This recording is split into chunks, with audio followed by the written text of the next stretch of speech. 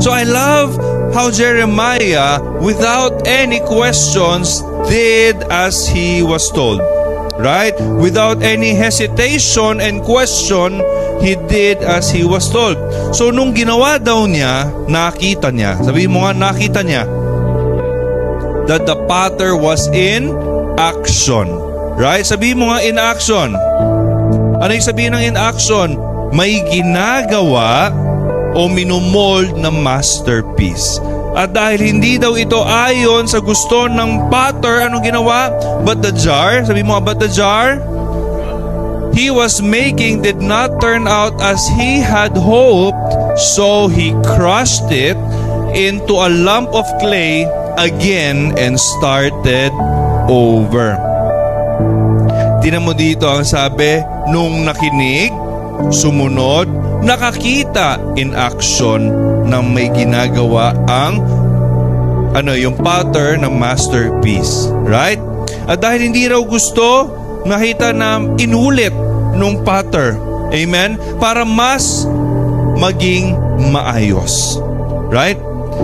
Are we getting it? My word, tingnan niyo ito kanina. Anong meron? Balikan mo nga yung verse kanina, yung una. The Lord gave another message to Jeremiah. My word, ang Lord. Sulat nyo to. My word, ang Lord. Tama po ba? Next, verse 3. Ano sabi dito? My work. So kapag may word, dapat may work at pag-o-obey tayo.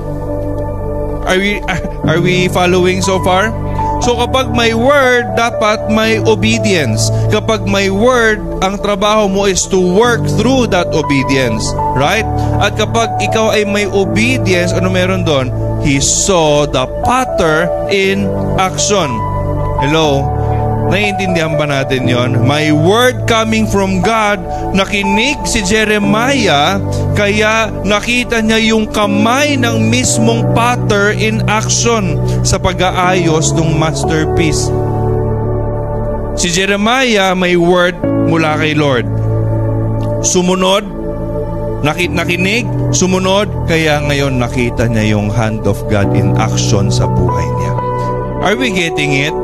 So kapag pala may word, kailangan may obedience. At kapag may obedience, then and there, you will see the hand of the potter moving and making something to become better, lalo na sa buhay mo.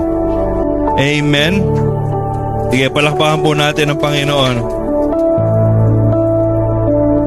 And maybe, sabihin mo nga maybe, yung obedience po, yung obedience o pagsunod lang, ang pagsunod ni Jeremiah sa word, ang inaantay lang talaga ng Diyos sa iyo.